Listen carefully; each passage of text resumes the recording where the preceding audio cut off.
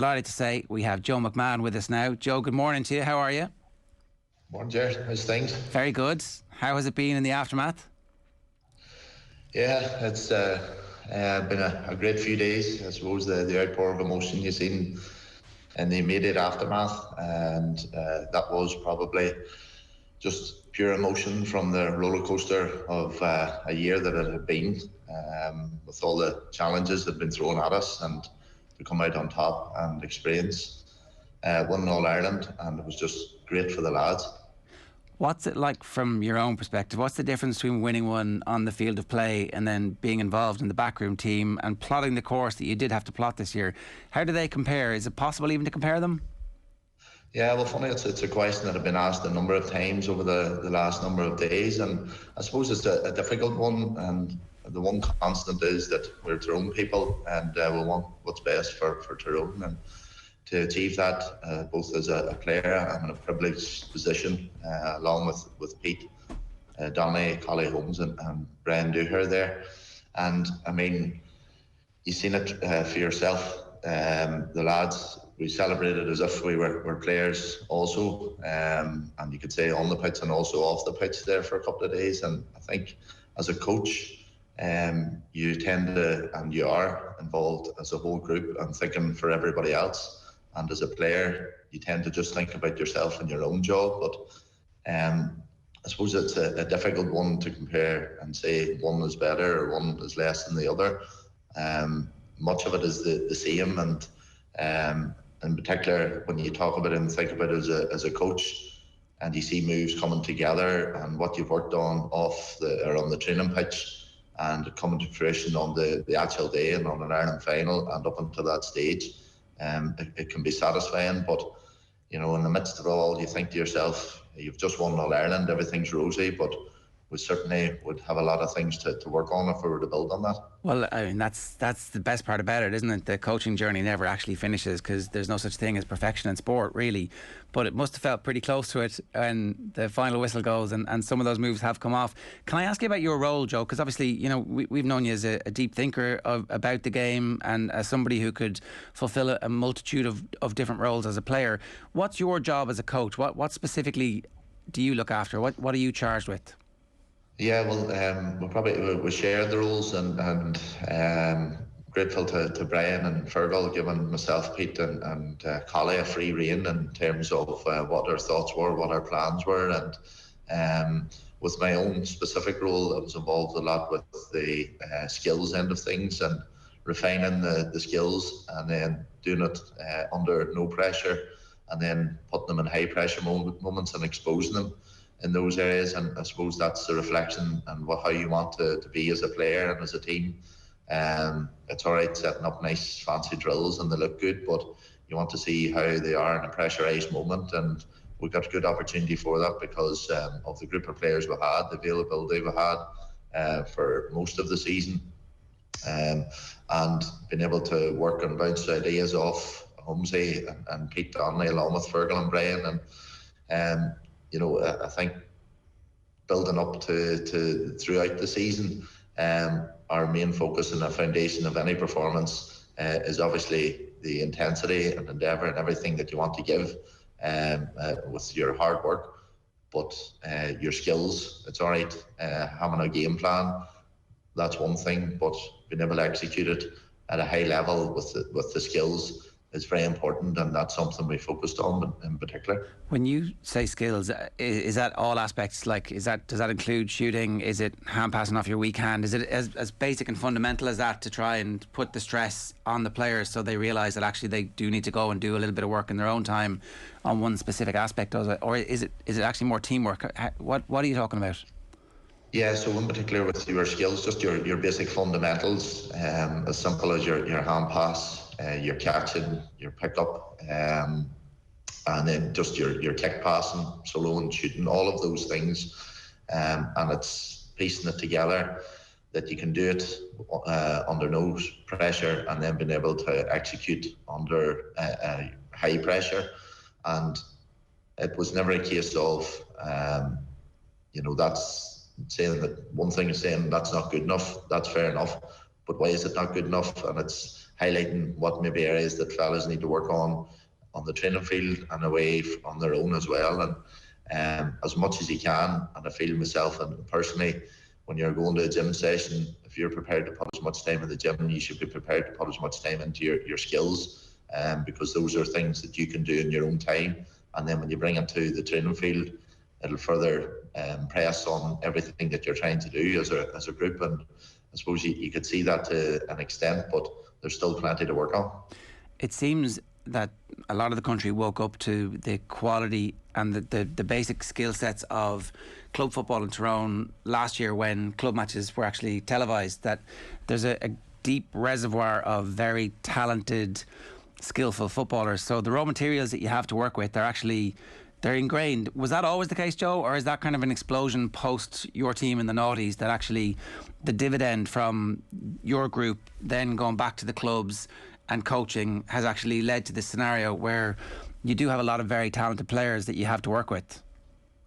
Yeah, well, that is a good observation, and the exposure that the club football got in recent years, you got to see that, and a lot of people got to see that, and that's credit to the work that has gone on within the clubs. The high quality coaching happening throughout. I see it in my own club as well, almost in Dendas, and the time and effort that it takes to get to that level. And I suppose I'm involved at the very early age of my own club at the Gillette start.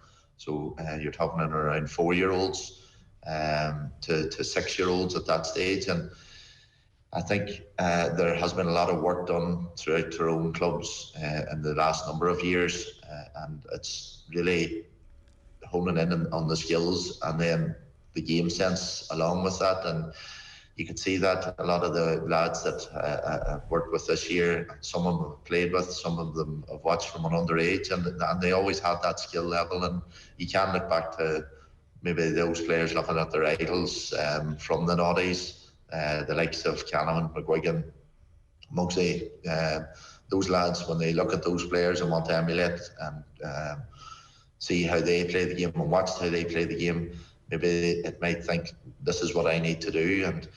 And I've been very lucky in terms of coming in at the level that I have at this with the Tyrone team. The high skill level is there, but it's really just continually pressing them, and they've put in a serious amount of work and effort, and it's paid off, thankfully. The game smarts is the other thing you talk about there, and that team in the noughties, it had the McMahons and it had McGinley, and it didn't just have the absolute ballers like McGuigan and Canavan that you're talking about, but it definitely had players, Philip Jordan, who understood my role is to do a specific thing today, and if I do that role, then we're going to be in the best position to win.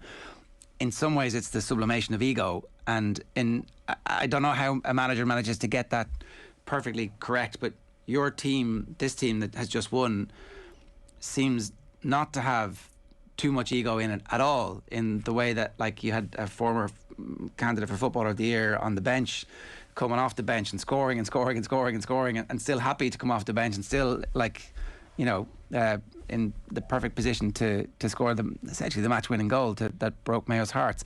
How does that happen? Where does that come from?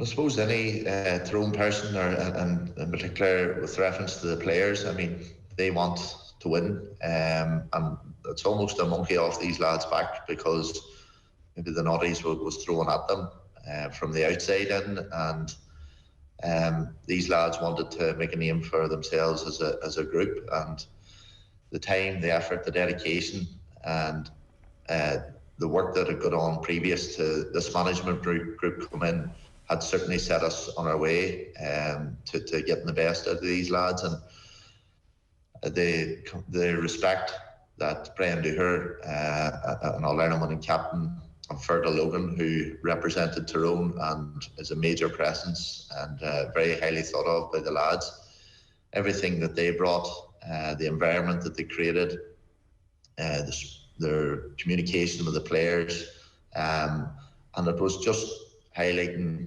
this is, we as a group are not far away, and lads came in and they knew their roles from early on, and we got that through our training sessions. We played a lot of football. Lads got set in their ways in the in-house games that we played, and that was probably something that didn't happen in the past for a variety of reasons. And there was a change of positions here, there, and everywhere. But lads maybe got their set in their ways with the position, got to know their position, got coached in that position, and had a good understanding what the role was in the team, and whether that was a starting role or a playing role when you were coming into the game, and how you were going to influence the game. And there was never any egos with these lads, having played with them, having watched them, and it was just nurturing all their talents and piecing it together and getting the best out of them. And there was no questioning their hunger, their desire, their work rate, none of that. It was just the fine margins. It was taking their opportunities when they came in the game.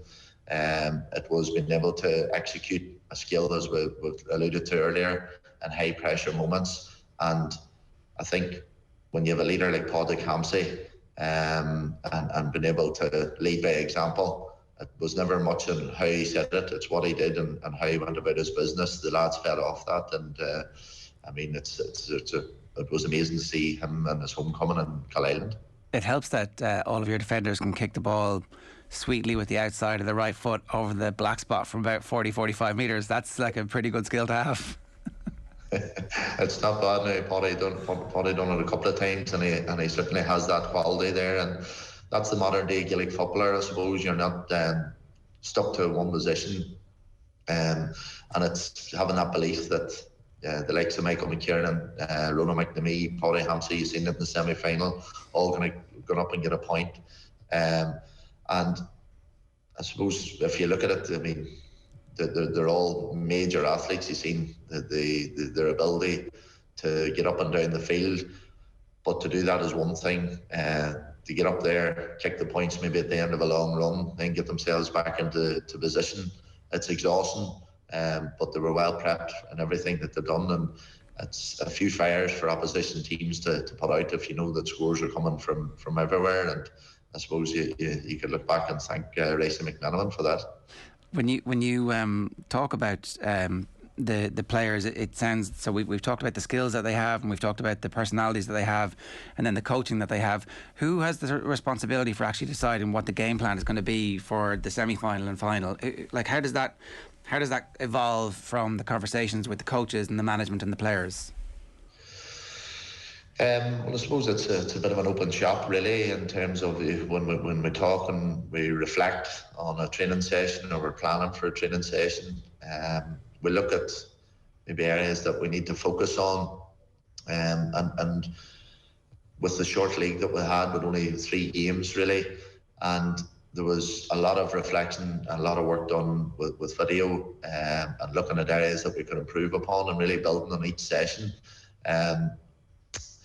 I suppose the time and effort that was put in with our planning, with our thought process, and we felt that maybe kickouts that was an area that we wanted to look at. And in terms of a game plan as a whole, it was left open. Everybody had their thoughts, their ideas, and it was just piecing that together and then going out and putting it in the training field and trying to execute it in preparation for our opposition teams. And there's certainly been a lot of elements of luck as you went through the season. You could look at some of the chances Kerry maybe had against us, Monaghan in the Ulster final as well, Donegal, the penalty, big turning point in the game, and the final as well. Maybe you could look at stages where Mayo could have got scores, but whilst that element of luck is there behind it all, we had opportunities ourselves and maybe didn't take it. And I think the game plan as a whole, we just wanted to focus on and develop the team with areas like the kickouts, like the press, and just behind it all a high work rate, and that's what we got out of the lads. The Kerry League game, when the story of this comes to be written, is going to end up being the road to Damascus, St Paul's conversion, as big a moment in the whole year. And maybe we're retrospectively investing too much in that one moment. But what do you think changed in the aftermath of that? And I think a couple of the lads were doing interviews with the BBC podcast over the last while, and they were just saying that it was a massive wake-up call. Tried something new that day. I think no sweepers at all that day, and it was like, need to rethink this a little bit. Yeah, well, you really you could certainly look at it as a turning point in the season, but I think that we tried something. We worked on maybe going more man to man and asking more of our players individually. Maybe coming off the back of setting up defensively as a whole. We felt that we had the quality there that to go man to man, and it was something that left us with our eyes open wide. That we felt. Maybe we need to work on particular areas of our game, and a lot of mistakes had a lot to do with the scoreline that day. And anytime you go down to Kerry, and I've experienced it unfortunately myself, it's always a tough place to go, and they will certainly ask a lot of questions of you. We hadn't had much time together leading up to that game, bar the few National League games, and we had the draw against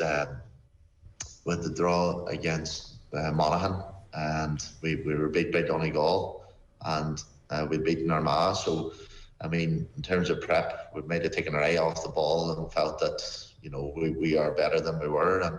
And the big thing after that game was we did have a bit of time.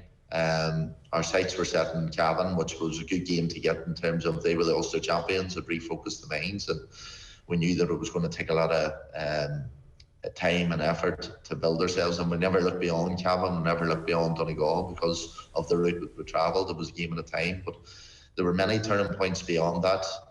Lads stepped up in different moments of the season, and you really saw the confidence beginning to grow through the group. But it was certainly the platform to a good season, and I've heard in the aftermath that many people threw on a few pound on Tyrone at good odds after beating Kerry, but in the aftermath, it certainly didn't feel that way, and it was definitely a brave bet. Yeah, I'm sure. And sometimes that old cliche about learning more about yourselves in defeat is actually true, and you need those dressing down to go back to first principles.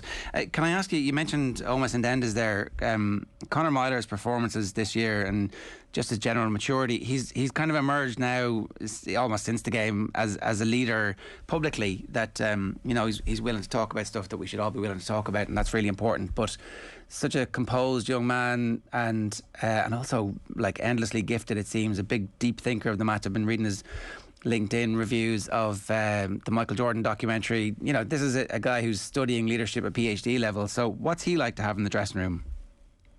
Yeah, well, I've worked with Conor from a very young age. I've seen him grow, seen him to develop, and credit to his family and Shawnee and Paula, his mother and father, and the time and effort that they put in terms of his development. And Conor would say himself, and has said himself publicly at a young age and through his underage career, he was never the standout player, but he always felt that if he worked hard enough, he would get to the level that needed to be a county player and a senior club footballer, and he's proved that. And in terms of the man himself, he's very driven, as you've seen and heard, and you've seen that in his performances. He shows great leadership with his performances, and the lads feed off his work rate, they feed off his energy, in terms of what he can give, how he communicates it to the lads, how he sees the game, how he can impact the game individually and the fellas around him. And I feel that Conor was absolutely delighted. Was one of the lads, and many of the lads that had embraced after the game. But to see the journey that he's travelled, he has a big future ahead of him, currently on the pitch and also off the pitch. And it was just absolutely delighted for my own clubman to achieve the All-Ireland glory. One of the things that we had on Sheehan up last week in the build-up to the match, just kind of toured around chatting to people, and he came back and said he thought it was a fact, but almost everybody, if not everybody involved in the team, is actually from Tyrone, which is kind of unusual in an inter-county setup. Is that correct? Is it an accident? Was it on purpose? Was it by design? I think I'm not too sure what the thoughts were around it or why it was that, but I think generally it was people maybe that are like-minded and are wanting the same thing and were prepared to give it. And if you look at the backroom team, if Paul, Stevie Rice are both lads that have represented Tyrone as well. And I think that everybody that has a like-mindedness and are wanting the same thing are heading in one direction. It's certainly something that will lead us there. It's a unified purpose, a unified understanding of what the beliefs are and what the values are and what everybody stands for, I guess.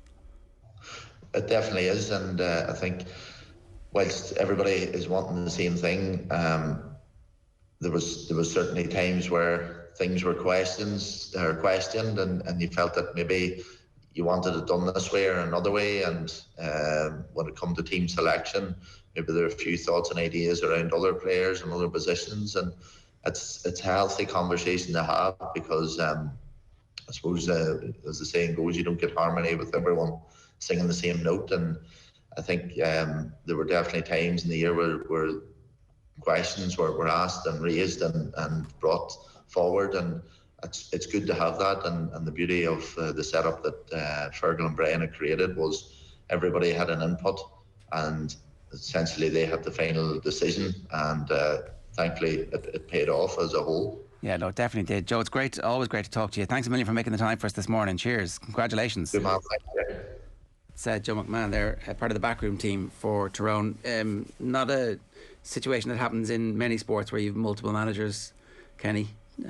Yeah, no, it was really interesting. But I see a lot of parallels. You hear some of the top in team sport, I'm talking about kind of, top coaches talking. This is the kind of template, the management team, the management structure, the individual responsibilities of those individual coaches, take it onto the training pitch, work with the players, the individual groups, the individual players themselves, and kind of roll it out over a period of time. Be consistent, keep preaching the same messages, and the improvement will come. So yeah, it was really interesting to listen to that, but it all made sense. I've kind of heard it before. I've heard it before because that's what happens at top level team sport, and when it's implemented correctly, you kind of very powerful. You reap the rewards. Yeah. Okay. It is 8:41.